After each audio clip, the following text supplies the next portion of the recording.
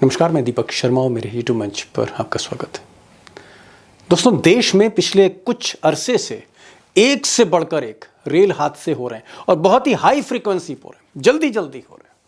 दुर्घटनाएं हैं, भगदड़ हैं, डिरेलमेंट्स हैं। लेकिन प्रधानमंत्री नरेंद्र मोदी, उनकी एक ही प्राथमिकता रहती है, हर कीमत पर ये जो रेल मंत्री है अश्विनी वैष्णव, इस पर आंच ना आए। और यहाँ तक कि दिल्ली में प्रधानमंत्री मोदी और या यूं कहूं रेल मंत्रालय के नाक के नीचे जिस तरह से भगदड़ मची और मासूम लोगों की जानें गईं और जिस तरह से मौत के आंकड़े छुपाए जा रहे हैं और चारों तरफ इस्तीफा मांगा जा रहा है अश्विनी वैष्णव से, फिर भी Modi ji total support, full support दे रहे हैं अश्विनी वैष्णव को। अश्विनी वैष्णव जी को अपने पद पर बने रहने का 1 मिनट की नैतिकता नहीं है। इस देश ने वो रेलवे मंत्री देखे हैं, छोटे हादसों में भी उन्होंने इस्तीफा दिया है। किस निर्लज्जता से वो अपनी कुर्सी से चिपके हुए हैं। क्या देश के सरकार की, प्रधानमंत्री जी की और उनके रेल मंत्री जी की कोई जवाबदेही इन घटनाओं पे है, या हम सब लोग ये मान लें कि मरना हमारी नियति बन गई है?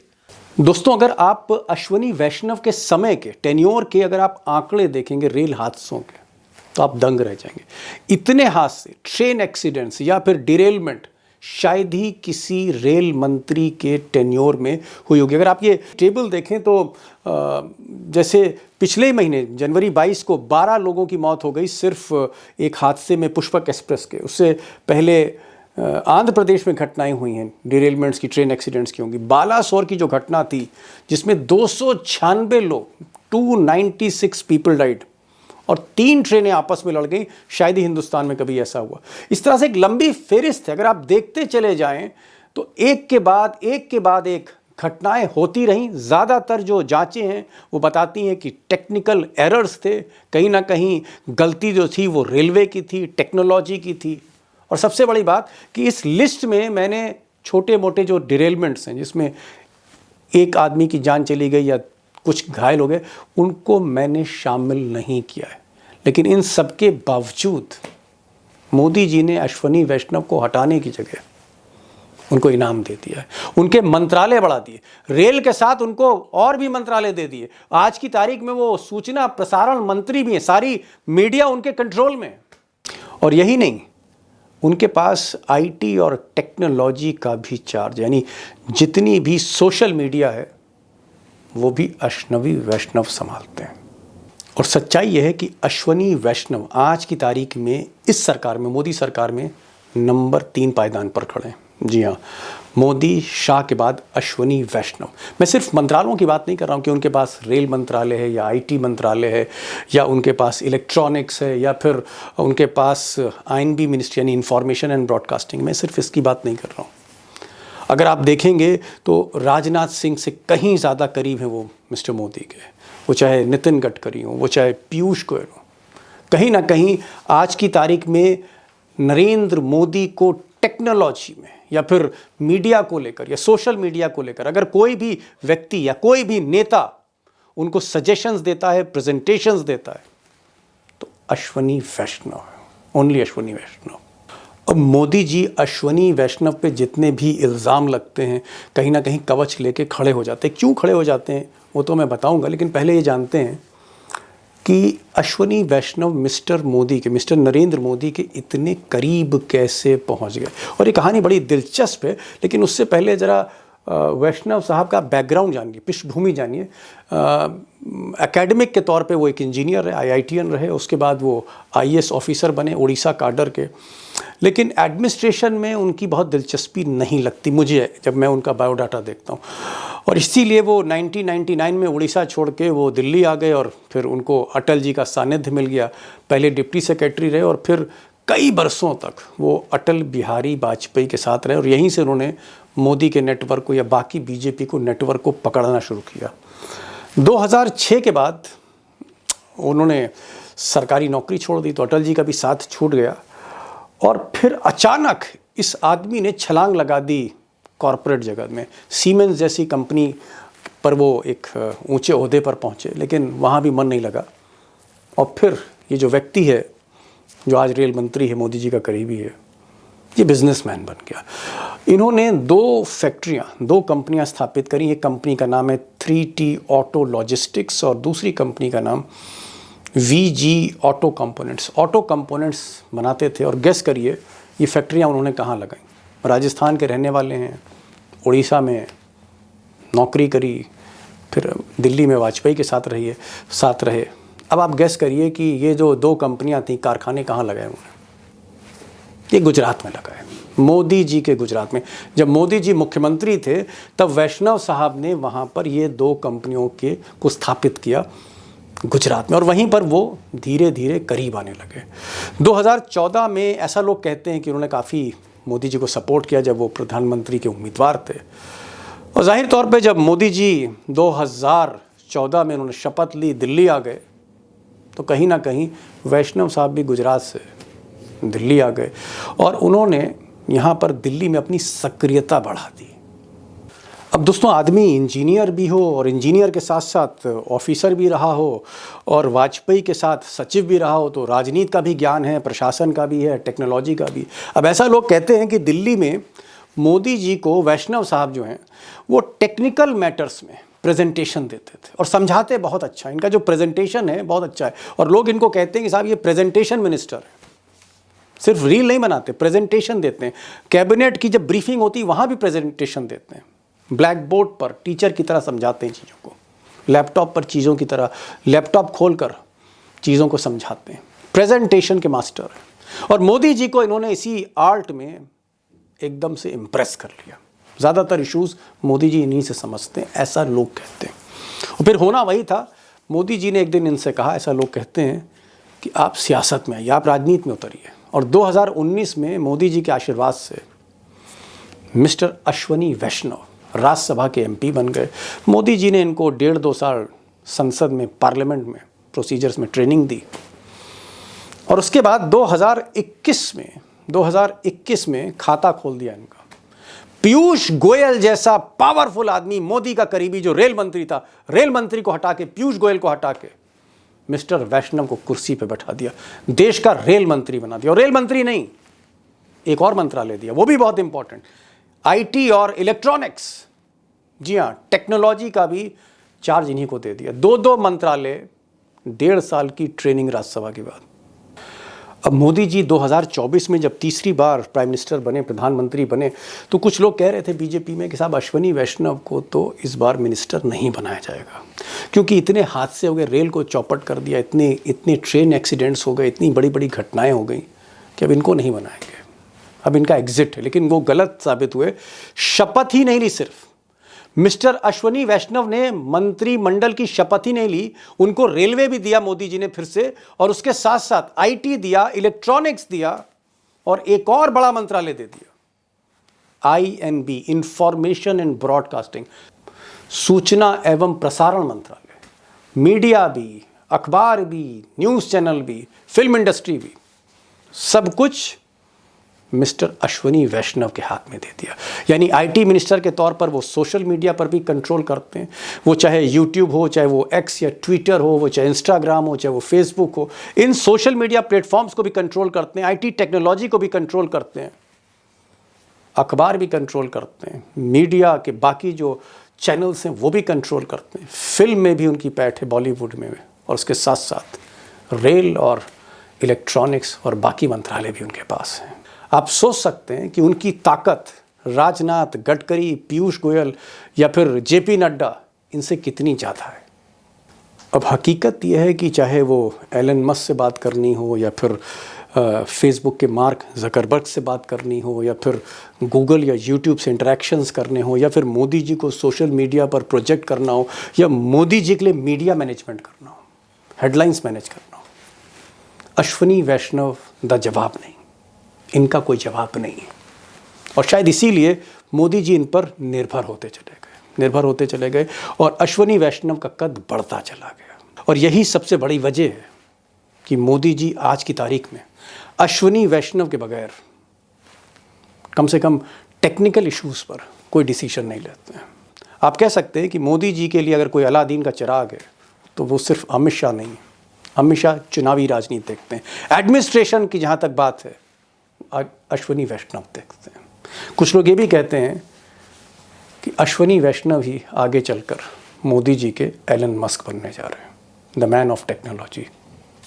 अब दोस्तों, मैंने बहुत ब्रीफ में आपको अश्वनी वैष्णव के बारे में कुछ फैक्ट्स रखे कि वो मोदी के करीब कैसे आए, मोदी उन पर डिपेंडेंट कैसे हुए, और इस डिपेंडेंस की वजह से मोदी जी चाहे शर्मिंदगी का सामना करना पड़े वो उनको बचाते रहे हैं। शायद ही मोदी किसी रेल दुर्घटना में स्पॉट पर गए हों, लेकिन जब अश्वनी वैष्णव, जब ये रेल मंत्री थे, बालासोर में सबसे बड़ा हादसा हो गया, मोदी जी खुद पहुंचे मदद करने के लिए। खुद ग्राउंड जीरो पे मोदी जी थे और खुद फोन कर रहे थे, खुद मैनेज कर रहे थे। ऐसा लग रहा था कि रेल मंत्री अश्वनी वैष्णव नहीं, मोदी हैं। ये इनके बीच में कोऑर्डिनेशन है, कहीं ना कहीं डिपेंडेंस है, ये आप समझ गए। लेकिन मैं जो बात कर रहा हूँ रेलवे की कर रहा हूँ। मैं बात कर रहा हूँ उन रेल हादसों की जो एक के बाद एक होते चले गए और सरकार ने कोई रिएक्ट नहीं किया। सच्चाई ये है कि आज भी जो रेल हादसा नई दिल्ली रेलवे स्टेशन पर हुआ है उसमें आंकड़े छुपाए जा रहे हैं, फैक्ट छुपाए जा रहे हैं, और मीडिया पर प्रेशर है उनको नहीं दिखाने का। यहाँ तक कि अस्पताल के आगे पैरामिलिट्री फोर्स खड़ी कर दी गई है कि कोई रिपोर्टर अंदर ना जा सके, सही गिनती ना बता सके इस देश को। सच्चाई ये है। तो इस्तीफ़ा मांगा जा रहा है, लेकिन मोदी जी के कान पर जूं रेंगने वाली नहीं है, क्योंकि मैंने आपको कारण बता दिया। लेकिन रेलवे में क्या हो रहा है? क्या रेलवे इन 10 सालों में पीछे जा रही है? क्या बुलेट ट्रेन 5 साल में तैयार हो जानी चाहिए थी, अहमदाबाद से मुंबई तक धड़ाधड़ चलनी चाहिए थी? 11 साल लग गए, अभी भी प्रोजेक्ट इनकम्प्लीट है। क्या रीजंस हैं? ये जो डिरेलमेंट हो रहे हैं, टेक्निकल फ्लॉज हैं, मिसमैनेजमेंट है, इसके पीछे अश्वनी वैष्णव कितने रिस्पॉन्सिबल हैं? और क्या मोदी जी की किरकिरी कर रहे हैं उसके बावजूद भी वो रेल मंत्री बने हुए? ऐसे बहुत से सवाल आपके जहन में होंगे। मुझे लगा कि आज किसी पॉलिटिकल पर्सन की जगह या फिर किसी पॉलिटिकल एनालिस्ट की जगह रेल के एक्सपर्ट को बुलाया जाए, जो रेल मंत्रालय भी जानता हो। अश्वनी वैष्णव ने क्या क्या किया उसको भी असेस कर रहे, उनसे बेहतर कौन रेल मंत्री थे उनको भी असेस करे। वो हमें ये भी बताए कि बुलेट ट्रेन क्यों नहीं चल पा रही, वो ये भी हमको बताए कि एक्सीडेंट्स क्यों हो रहे हैं, वो ये भी हमें बताए कि नई दिल्ली में हादसा क्यों हुआ, वो ये भी हमें बताए कि बालासोर जैसी घटना कैसे हो गई। क्या वजह है? क्या टेक्निकल फॉल्ट्स हैं? क्या लीडरशिप की कमी है? या कहीं ना कहीं रेलवे में पूरी तरह से कुप्रबंधन है, मिसमैनेजमेंट है? तो इसलिए मैंने आज सुबोध जैन साहब को बुलाया। बड़ी मुश्किल से वो कैमरे पर आए हैं और इस देश में रेलवे के टॉप टेक्निकल एक्सपर्ट रहे, जो सबसे एपेक्स बॉडी है रेलवे की, यानी रेलवे बोर्ड जो इस भारतीय रेल को चलाता है, उस रेलवे बोर्ड के वो मेंबर थे। तो आप यहीं से सोच सकते हैं सीनियर मोस्ट 40-45 बरस वो रेलवे को देखते रहे हैं और मुझे लगता है उनसे बड़ा कोई एक्सपर्ट हो नहीं सकता। कम से कम ये जो एक्सीडेंट्स के मामले हैं या बुलेट ट्रेन क्यों नहीं चल रही है, टेक्निकल चीज़ें हैं, या जहाँ तक रेलवे का पूरा स्टाफ है उनके जो इश्यूज़ हैं, आज मैंने जैन साहब को वाकई कहा कि आप खुलकर बोलिए। आप जैन साहब को सुनिए, इस टॉप इंजीनियर को सुनिए, रेलवे के जो मेंबर है रेलवे बोर्ड का रहा, और आप खुद तय करिए गलतियाँ कहाँ पर हो रही हैं। मेरा पहला जो सवाल है सुबोध साहब ये है, नई दिल्ली स्टेशन पे जो ये इतना बड़ा हादसा हुआ, भगदड़ मची, कई लोगों की जानें गई हैं, 2-4 जानें नहीं गई, 20 से ज्यादा जानें चली गई। इसको आप कैसे देखते हैं? फॉल्ट कहाँ, इसमें गलती कहाँ पर हुई? ये जो हादसा हुआ नई दिल्ली स्टेशन पे, इसमें गलती मल्टी लेवल पे हुई है। जो अभी बिना जितनी भी इंफॉर्मेशन मैंने टीवी पे और उस पर देखी, मुझे अंदर से कोई इंफॉर्मेशन है नहीं, लेकिन अपने अनुभव से मैं ये कह सकता हूँ कि रेलवे पे अभी भी इंफॉर्मेशन सिस्टम और अनाउंसमेंट सिस्टम में बहुत कमजोरियां हैं। प्लेटफॉर्म चेंज तो हम लोग के टाइम में भी होते थे, मजबूरी होती है, कभी कभी प्लेटफॉर्म चेंज करना पड़ता है, लेकिन जब प्लेटफॉर्म चेंज होता है तो लोग उस प्लेटफॉर्म से चढ़ते हैं, एफओबी पे दूसरे पे उतरते हैं। ऐसा नहीं होता कि उसके ऊपर चढ़ भी रहे हो वहां से उतर भी रहे हो। स्टैम्पीड इस वजह से हुआ कि कुछ लोग ये समझ रहे हैं कि इस प्लेटफॉर्म से ट्रेन नहीं जाएगी, दूसरे प्लेटफॉर्म से जाएगी, और कुछ लोग ये समझ रहे हैं कि ट्रेन इस प्लेटफॉर्म से जाएगी या इसके अगल बगल के प्लेटफॉर्म से जाएगी। इस तरह की सिचुएशन नॉर्मल ऑपरेशन में होती नहीं है। जब भी हम प्लेटफॉर्म चेंज करते हैं तो उस प्लेटफॉर्म पे कोई प्रॉब्लम होती है, इस वजह से चेंज करते हैं और लोग उससे वापस जा रहे हैं। कहना यह है कि एफओबी पे एक ही तरफ का ट्रैफिक होता है, दो तरफ के नहीं होते। ये जो दो तरह के ट्रैफिक हुए, इसमें कहीं ना कहीं ऑपरेशन में कोई एक प्लानिंग में गड़बड़ हुई। अगर उस प्लेटफॉर्म पे ट्रेन थी जो प्रयागराज जा रही थी, अगर उस प्लेटफॉर्म पे ट्रेन नहीं थी जो प्रयागराज जा रही थी, तब अनाउंसमेंट की गड़बड़ है। और अनाउंसमेंट जो है नई दिल्ली पे, इसमें प्रॉब्लम है। मैं भी कभी कभी जाता हूँ, ज्यादा तो नहीं जाना होता अब नई दिल्ली, कुछ समझ में नहीं आता। जो इंडिकेटर बोर्ड है वो भी जो है आगे के 6 घंटे आगे की ट्रेनों के दिखाते रहते हैं कि इस प्लेटफॉर्म पे वो ट्रेन आएगी। जो इमीडिएट ट्रेन है वो कब आएगी उसका इलेक्ट्रॉनिक इंडिकेशन होता नहीं है। और जो कंपोजिट अनाउंसमेंट है जिसमें आधा कंप्यूटर से बोलता है, आधा आदमी नाम से बोलता है, 2-3 आवाजों का मिक्सचर, तो लोग बात ज्यादातर कुलियों पे ही विश्वास करते हैं कि मेरी ट्रेन कहाँ आएगी, उसी से पूछते रहते हैं। ओहो, ऐसा अभी मेरा भी अनुभव कुली पे विश्वास किया जा रहा है। और है, इत्तेफाक अभी भी कुली पे देखिए विश्वास किया जा रहा है। कि हाँ, नहीं, मैं कह रहा हूं, आप कह रहे हैं कि इंफॉर्मेशन सिस्टम, अनाउंसमेंट सिस्टम में लोग अभी भी कुली पर विश्वास कर रहे हैं। और ये जो शनिवार का हादसा था उसमें कुलियों ने ही जान बचाया, आरपीएफ और जीआरपी का कोई नहीं दिखा। मैं एक चीज जानना चाहूंगा आपसे, क्योंकि आपका 40 साल का रेलवे का एक्सपीरियंस है, आप रेलवे बोर्ड के मेंबर रहे, सर्वोच्च पद मैं कहूंगा, जहां तक बहुत से अधिकारी पहुंच नहीं पाते, आप वहां तक पहुंचे, पूरे हिंदुस्तान की रेल को आप जानते हैं, टेक्निकल आदमी हैं। जिस वक्त कल ये भीड़ बढ़ रही थी, 6 बजे हुई, फिर 7 बजे और ज्यादा भीड़ हो गई, 8 बजे तो तिल रखने की प्लेटफॉर्म पे जगह नहीं थी। क्या हर जगह सीसीटीवी कैमरे लगे हुए हैं? आरपीएफ के पास कंट्रोल रूम है, आरपीएफ के पास सिक्योरिटी की, पैसेंजर की सारी रिस्पॉन्सिबिलिटी है। नई दिल्ली स्टेशन पे डीआरएम है, वहां पर डीसीएम ऑपरेशंस हैं, सारे अधिकारी हैं। क्या हमें क्राउड का असेसमेंट नहीं करना चाहिए था कि भाई इतनी भीड़ और बढ़ेगी, तत्काल एक इमरजेंसी बैठक करो, जान बचाने की बात है, कोई बड़ा हादसा हो सकता है? क्या अधिकारियों ने, क्योंकि शनिवार छुट्टी होती है, रविवार छुट्टी होती है, दिल्ली एक वीकेंड माहौल में होता है, क्या अधिकारियों ने मौके पे, वक्त पे फोकस नहीं किया, इसकी गंभीरता नहीं समझी? 2-3 चीजें हैं इसमें। जब आपने 2-3 चीजें कह दी तो मैं एक एक करके उनको बताऊंगा। पहली बात तो ये है कि सैटरडे संडे से रेलवे को कोई फर्क नहीं पड़ता। रेलवे जो है Holi, Diwali, Christmas, Saturday Sunday 24/7 चलती है। और स्टाफ को पता है कि जब छुट्टियां होती हैं तो उस दिन ज्यादा ट्रैफिक होता है। तो इस वजह से और अधिकारियों का, दूसरी चीज जो है आरपीएफ और नई दिल्ली स्टेशन पे, दूसरी जगह कहीं हो जाता तो बात अलग थी, नई दिल्ली स्टेशन पे इस तरह का हादसा नहीं होना चाहिए। इसलिए नहीं होना चाहिए क्योंकि यहाँ पर जो सामान्य सेकंड क्लास का पैसेंजर होता है उसकी भी लाइन लगवाई जाती है। आरपीएफ की जिम्मेदारी होती है ट्रेन पे चढ़ाना। आरपीएफ और जीआरपी जो अनरिजर्व लोग हैं उनको भी जो है डिसिप्लिन करके ट्रेनों पे चढ़ाते हैं। तो हर प्लेटफॉर्म पे उनकी ड्यूटी होती है, हर ट्रेन के हिसाब से उनकी ड्यूटी होती है लाइन लगवाने की। हो सकता है वाकई स्टाफ कम था या एनफ आरपीएफ नहीं थे वहां पे, तो इसमें हम कह सकते हैं कि कोताही स्टेशन मैनेजमेंट की रही। कभी कभी क्या होता है कि भीड़ अचानक बढ़ती है वो, और मुझे ये लगता है, मतलब मैं भी, आई मे बी रॉन्ग, ये जो एक लोगों को एक अनाउंसमेंट करके कि हम हर 4 मिनट पे गाड़ी चलाएंगे, उससे लोगों को एक ये एहसास हो गया कि भाई शायद रेलवे ने बहुत इंतजाम कर रखे हैं। और अचानक बहुत सारे लोगों ने, जो कुंभ तो इतने दिनों से चल रहा है, तो इस तरह की भीड़ शायद पहले नहीं हुई होगी नई दिल्ली पे, उस दिन भीड़ हुई। और जब भीड़ हो गई थी, और ये इंफॉर्मेशन तो सबको दिख ही रही थी कि भीड़ हो गई है, सीसीटीवी कैमरे के सामने लगे हैं, उस वक्त नई दिल्ली का प्लेटफॉर्म चेंज करना वो जो है वो ठीक नहीं था। और एस्केलेटर तो बंद कर ही देने चाहिए थे जब देख रहे थे चीजें वो नहीं हो रहे हैं। एस्केलेटर बंद कर देने चाहिए। जिस तरह के पिक्चर्स में देख रहा हूँ टीवी पे, मतलब एस्केलेटर इस तरह से नहीं आप यूज कर सकते।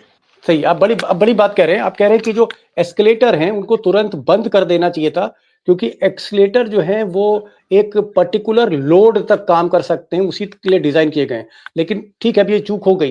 क्या आपको लगता है कि ये, जैन साहब, मतलब एक मैं बहुत ही निर्भीक आपसे उत्तर चाह रहा हूँ, क्या आपको लगता है कि ये एक बहुत बड़ा एक फेलियर हुआ, चूक हुई मैनेजमेंट से? इतने लोगों की जान चली गई सबके सामने, वो जी, किसी भी तरह से इग्नोर नहीं किया जा सकता। इसके लिए आत्मचिंतन, आत्ममंथन जरूरी है। बड़ा और छोटा तो ये सेंसिटिविटी का मामला है। अगर आप मेरे सेंसिटिविटी के लेवल से देखें तो मुझे तो लगेगा कि बहुत बड़ा हादसा है। ऐसा नहीं है कि मेरे दौरान एक्सीडेंट नहीं हुए और लोग जो है कैजुअलिटीज नहीं हुई, लेकिन इस तरह से स्टेशन पे प्लेटफॉर्म से चढ़ते उतरते हुए मर जाना इतने सारे लोगों का, जबकि कोई जी। ये नहीं हुआ कि एस्केलेटर टूट गया हो या एफओबी टूट गया हो। अगर कोई इंफ्रास्ट्रक्चर फेल्योर हो गया होता, तो एक बात अलग एफओबी थी। गिरा था, लोग, तब बात अलग थी। मतलब इंफ्रास्ट्रक्चर में कहीं कोई फेल्योर नहीं हुआ और फिर भी इतने सारे लोग मर गए। तो इसका मतलब ये हुआ कि जिस वक्त ये स्टैम्पीड हो रहा था उसके बाद भी जो इमीडिएट रिस्पॉन्स नहीं हुआ। जी, क्या ठीक है, आप मान रहे हैं कि बहुत बड़ी चूक है और आपका ये भी कहना है कि इतना बड़ा हादसा दिल्ली में हो गया, जहाँ रेल मंत्रालय सरकार के नाक के नीचे सारी फैसिलिटी सुविधाएं जहाँ पर है। ये जो एक्सीडेंट हो रहे हैं जैन साहब, कभी मैं देखता हूँ बालासुर उड़ीसा में एक्सीडेंट हो गया, ऐसा एक्सीडेंट जो मैंने देखा नहीं, कम से कम अपनी रिपोर्टिंग में लाखों मत सॉरी सैकड़ों जानें चली गई। उसके बाद हमने देखा आसाम में एक्सीडेंट हो गया, फिर मैं देख रहा हूँ बिहार में डिरेलमेंट हो, फिर तो इतने डिरेलमेंट, जब देखिए तो गाड़ी जो है जा रही है और पलट जा रही है, वो उत्तर प्रदेश हो, बिहार हो।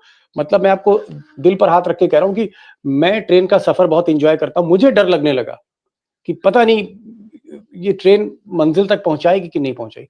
ये जो इतने एक्सीडेंट्स हो रहे हैं, ये इत्तेफाक आपको लगता है कि भाई इत्तेफाक है, बाई चांस हो रहा है, या शनि भारी हो गया, या वाकई कोई गलतियां हो रही हैं टेक्निकल लेवल? टेक्निकल लेवल पे चूक हो रही है, मेंटेनेंस लेवल पे चूक हो रही है। और मैं पहले भी बालासोर के वक्त भी मैंने इस बात को बड़े क्लियरली कहा था कि एक कल्चर होती है और हमें ये लग रहा है कि रेलवे में जो सेफ्टी की कल्चर है वो कमजोर हो रही है, की जा रही है। और ये हो रहा है कि भाई किसी तरह से ट्रेन चलाओ, सम हाउ चलता है एटीट्यूड जो है, वरना क्यों जी। जो है रॉन्ग सर्किट लगाएगा कोई आदमी, जो है क्यों जल्दबाजी करेगा। अगर आपका इंफ्रास्ट्रक्चर रोबस्ट नहीं है, ड्राइवरों को फोर्स किया जा रहा है कि आप गाड़ी चलाए जाए जो उनके ड्यूटी आवर्स खत्म होने के बाद भी, तो ये कहीं ना कहीं ये जो मैसेज ये नहीं जा रहा है कि भाई अगर एक्सीडेंट होगा तो कार्रवाई सख्त होगी। एक्सीडेंट होता है, इंक्वायरी ऑर्डर हो जाती है, उसके बाद इंक्वायरी का रिपोर्ट आती रहती है। जब तक इंक्वायरी की रिपोर्ट आती है तो उसके बाद कहा यही जाता है कि सबोटाज हो गया। फिर जब इंक्वायरी की रिपोर्ट आती है पता चलता है सबोटाज तो नहीं हुआ था। रेलवे को सेफ्टी कल्चर लानी होगी कि भाई गाड़ी चले या ना चले पर गिरनी नहीं चाहिए। जी अगर कोई जी डिफेक्ट जी। है गाड़ी में और 10 बार उस डिफेक्ट की वजह से गाड़ी चली गई है और आप ये सोचते हैं कि इस डिफेक्ट को रिपेयर करना कोई बहुत इंपॉर्टेंट नहीं है, तो कानून चेंज कर दो भाई। आप लिख दो किताब में कि साहब इस डिफेक्ट को मैं चलाऊंगा, और जब किताब में लिखा हुआ है कि इस डिफेक्ट के साथ गाड़ी नहीं चलानी है, फिर क्यों चलाता है आदमी? तो एक और चीज मैं देख रहा हूँ जैन साहब, मैं कई रेलवे के अधिकारियों से बात करता हूँ जो मौजूदा समय में हैं, उच्च अधिकारी जो हैं, उनकी बातों से ऐसा लगता है कि जैसे उनमें आत्मविश्वास की कमी हो, और ऐसा लगता है कि कहीं ना कहीं बहुत से ऐसे फैसले हैं जो प्राइम मिनिस्टर ऑफिस से देखा जाता है कि भाई ऊपर से इंडिकेशन आए तो फिर ये करें। चाहे वो ट्रेन को हरी झंडी दिखाना हो, कोई ट्रेन लॉन्च करनी हो, या कुछ बड़े फैसले, पॉलिसी डिसीजंस हैं जो बहुत महत्वपूर्ण फैसले होते हैं, वो डिले हो जाते हैं। क्या आपको लगता है कि पावर जो है बहुत सेंट्रलाइज हो गई है? ये तो देखिए ऐसा है, ये तो सेंट्रलाइजेशन एंड डिसेंट्रलाइजेशन ये तो एक मैनेजमेंट फिलॉसफी है। अगर आपको ये लगता है कि भाई जो लोअर लेवल हैं, लोअर रैंक्स हैं, वो ट्रस्ट वर्दी नहीं है, वो कॉम्पिटेंट नहीं है, उनके मतलब हाथ में नहीं दिया जाना चाहिए, तो आपका पावर सेंट्रलाइज कर लीजिए। लेकिन साथ में आपको ये भी सोचना चाहिए कि अगर जो आपके रैंक्स एंड फाइल हैं वो अगर कॉम्पिटेंट नहीं है तो कैसे वहां पे हैं क्यों? अगर अगर वो आदमी कॉम्पिटेंट नहीं है तो उसको आपने रखा क्यों है? अगर कॉम्पिटेंट है तो पावर दो भाई, give him, allow him to decide. अगर आपको लगता है कि भाई जीएम्स और डीआरएम्स जो हैं वो डिसीजन लेने का सक्षम नहीं है, तो जो सक्षम है उनको लेके आइए।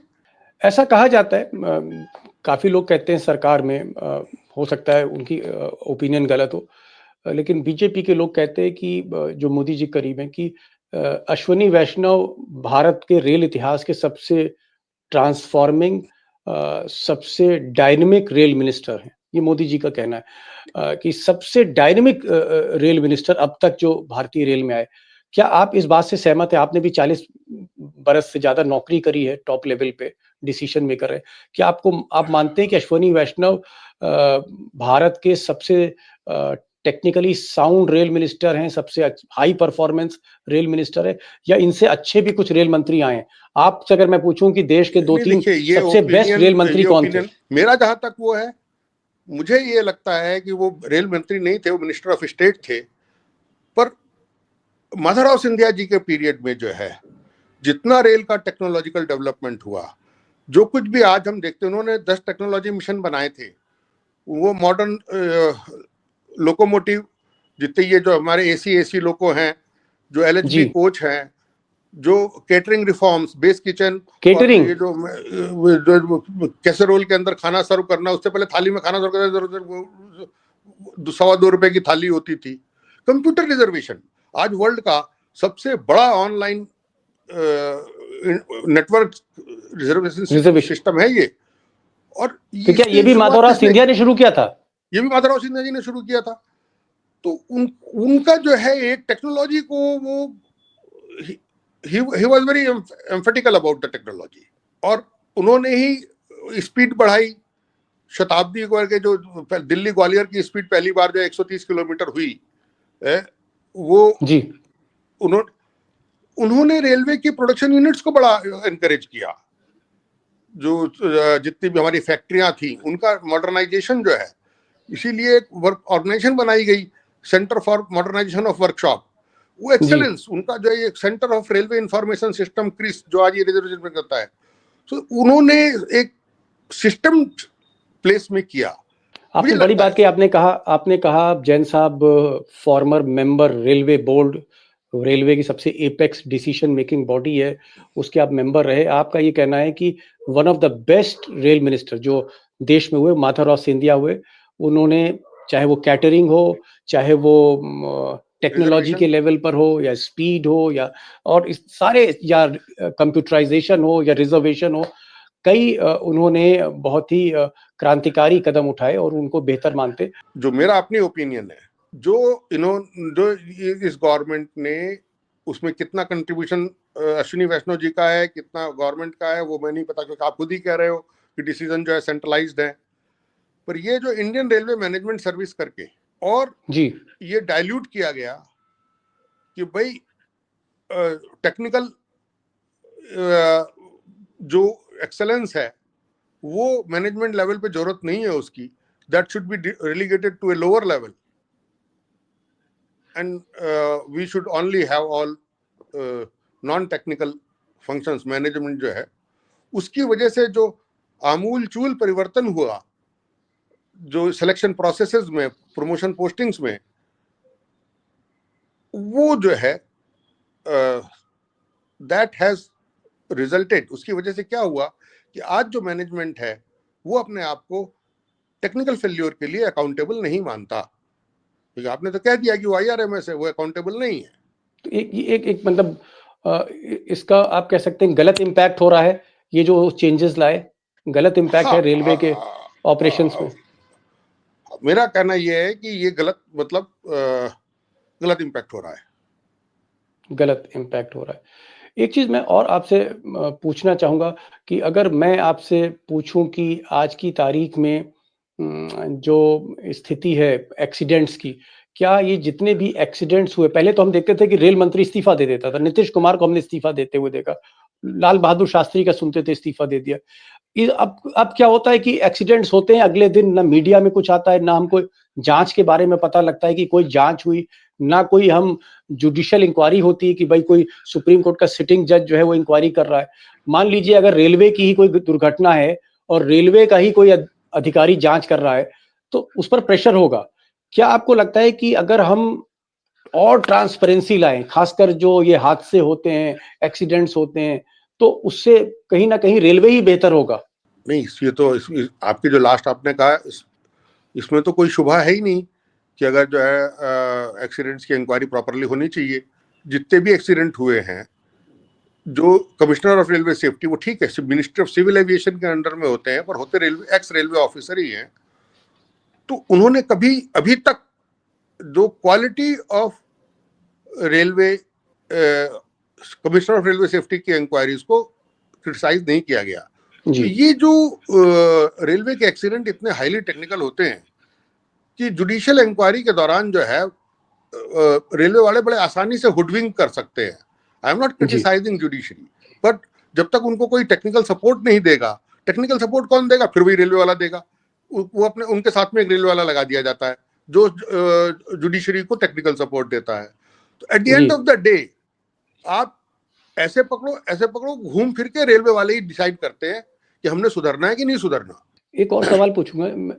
2014 से पूरा देश इंतजार कर रहा था जब मोदी जी ने कहा कि भाई बुलेट ट्रेन चलेगी, अहमदाबाद से चलेगी और पलक झपकते ही आप बॉम्बे पहुंच जाएंगे, मुंबई पहुंच जाएंगे।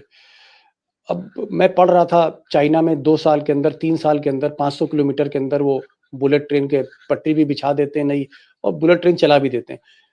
जैन साहब 11 साल हो गए, 2014 की बात थी, जापान ने हरी झंडी दे दी, टेक्निकल असिस्टेंस दे दिया, 2025 आ गया साहब, ट्रेन नहीं चल रही बुलेट। देखिए, चाइना से कंपेयर ना करें पहले तो आप, उनके काम करने के तरीके टोटली डिफरेंट है। उन्होंने बुलेट ट्रेन का प्रोजेक्ट की पहली ईंट रखने से पहले 10 साल उनके सारे जो टीम थी, इंजीनियर्स थे, उनको पूरे वर्ल्ड में ट्रेनिंग दिया। उन्होंने टेक्नोलॉजी को पहले समझा, एब्जॉर्ब किया, उसके बाद काम शुरू किया। अब जहां तक सवाल है, आप ये कह रहे 11 साल हो गए नहीं 11 साल हो गए सर, और कब तक बनेगी? तो वो तो मैं रेल मंत्री जी का इंटरव्यू देख रहा था, तो ऑफिशियली भी उन्होंने तो नहीं बताया कब बनेगी। जैन साहब, अगर मैं आपसे पूछूं, मैं तो लेमैन हूं, अगर मैं आपसे पूछूं, कम से आप ही से पूछ सकता हूं, क्या 5 साल में प्रोजेक्ट शुरू किया जा सकता था? 5 साल के? yes, if the all designs and enough trained personnel and equipment are available in the country. अब क्रेनें बाहर बस से बन के आती हैं, वो जो है अभी टनल बनानी है, उसकी टनल बोरिंग मशीन जो है चाइना से बन के आएगी, तो टाइम लगता है इन सब चीजों में। आपको क्या लगता है कि पिछले 10 सालों में रेलवे का जो डेवलपमेंट है, रेलवे का जो प्रोग्रेस है, उससे आप संतुष्ट हैं, या अभी आपको लगता है कि और ज्यादा डेवलपमेंट होना चाहिए था? रेलवे का जो डेवलपमेंट है वो तो एसिम्प्टोटिक मतलब है, वो बहुत एक्सपोनेंशियल है, क्योंकि हम लोग के वक्त में रेल बजट अलग था, तो खुद कमाना पड़ता था, उसी से खर्च होता था। जब से बजट मर्ज हुआ है तब से तो बहुत फंडिंग मिल रही है, लाइनें बनती, इतनी सारी लाइनें बन गई, इतने सारे वैगन की शॉर्टेज खत्म हो गई, लोकोमोटिव इतने सारे बन गए, तो अभी वो प्रॉब्लम नहीं है। प्रॉब्लम क्या है कि ट्रैफिक नहीं बढ़ रहा। जितना पैसा पिछले 10 साल में इन्वेस्ट हुआ है रेलवे में, मतलब of the order of 10 lakh crores, I may be wrong with the figure, 20% here and there, 10 lakh crore से तो ज्यादा ही होगा जो खर्च हुआ है। तो 10 लाख करोड़ के अंदर जितनी नई लाइनें बनी, जितना इलेक्ट्रिफिकेशन हुआ, उसके मुताबिक ट्रैफिक डबल हो जाना चाहिए था। एक लास्ट क्वेश्चन मैं फिर से पूछना चाह रहा था, आपको लगता है, क्योंकि इतनी लंबी आपकी नौकरी का स्पैन रहा और आप टेक्निकल आदमी हैं, जिस फ्रीक्वेंसी पर जल्दी ट्रेन एक्सीडेंट और डिरेलमेंट हो रहे थे, गाड़ियां पटरी से उतर रही थी, आज कानपुर में उतरी, फिर झांसी में उतरी, फिर बिहार में उतरी, फिर यहाँ उतरी, कहीं 5 यात्री हमारे मर गए, कहीं 6 मर गए, कहीं 2, कहीं, और फिर कहीं बड़ी घटनाएं भी होंगी, बहुत बड़ी असम और बालासोर की। इतनी फ्रीक्वेंसी से जो डिरेलमेंट हो रहे थे, क्या आपको थोड़ा सा आप असहज फील करते थे, अनकंफर्टेबल, आपको थोड़ा सा अनयूजुअल लग रहा था कि इतनी जल्दी हो रहा है? अनयूजुअल तो है, क्योंकि कोलिजन जो है, जो बालासोर में हुआ 3 ट्रेन का कोलिजन, वो तो हमारे मतलब पूरे सर्विस के दौरान टचवुड मैंने कोलिजन फेस नहीं किया अपने जुरिस्डिक्शन में, पर जिन्होंने भी कोलिजन फेस किया है, they are not the same person again. वो उनका सारा कॉन्फिडेंस गिर जाता है जब देखते हैं ना कोलिजन की साइड। अगर नीतीश कुमार जी ने गैसल एक्सीडेंट के बाद रिजाइन किया, तो वो किसी पॉलिटिकल उसके तहत नहीं किया, वहां गए ना, जब वहां जाके देखा उन्होंने जो लाशों को जी, तो उस वजह से जो है इमोशनल हो गए। We are all human being. हम चाहे जीएम हो, ये हो, जो भी हो, तो ये कोलिजन नहीं होने चाहिए। रेल फ्रैक्चर पे डिरेलमेंट हो जाए, ये सब तो ठीक है। अब ये कहते हैं कि कवच लगाएंगे, इतना पैसा खर्च करेंगे कवच पे, किस पे, लेकिन फिर वही बात है कि कब ये इम्प्लीमेंट होगा और तब तक क्या इसी तरह से कोलिजन होते रहेंगे? तो कोलिजन जो है उस पे बहुत सख्त कार्रवाई होनी चाहिए। आप किस He did बैच not के, wait for the कब आपने inquiry. नौकरी शुरू करी थी जैन साहब? मैंने शुरू की थी 1976 जी, इंजीनियरिंग। 1976 से रेल में आप एक इंजीनियर रहे और हाईएस्ट पोस्ट तक गए, मेंबर आप रहे रेलवे बोर्ड के, और 2014 तक आपने सर्विस करी। आपका जो ऑब्जर्वेशन है बहुत शार्प है। आपने 2-3 बातें कही, मैं दोस्तों को बताना चाहूँगा। जैन साहब ने कहा कि भाई एक तो जो घटनाएं हो रही हैं, दुर्घटनाएं हो रही हैं, जिस फ्रीक्वेंसी से हो रही हैं, ये थोड़ा इनको भी शॉक करता है और ये नहीं होना चाहिए, सख्त कार्रवाई होनी चाहिए। दूसरा, दिल्ली स्टेशन पे जो कुछ हुआ उसमें ये चूक मानते हैं, गलती है कि अगर कोई व्यक्ति या यात्री ट्रेन पे चढ़ने जा रहा है या उतरने जा रहा है, उसमें अगर उसकी मौत हो जाए या सीढ़ियों पर मौत हो जाए, वो भी एक बहुत गंभीर घटना है।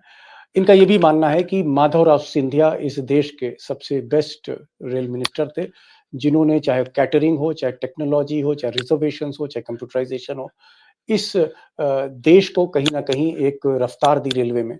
और जैन साहब ने ये भी कहा कि जो बुलेट ट्रेन है, बुलेट ट्रेन कायदे से 5 साल में शुरू हो जानी चाहिए थी, 11 साल हो गया है, और बेहतर ये होता कि हमारे पास उस तरह का टेक्निकल एक्सपर्टाइज़ होता, हमारे पास उस तरह की टीम होती, उसकी कमी है जिसकी वजह से ये प्रोजेक्ट डिले होता जा रहा है। जैन साहब, इस प्रोग्राम में आप आए, खुलकर बात आपने की, बहुत-बहुत शुक्रिया। Thank you so much for joining this programme. Thank you so much sir.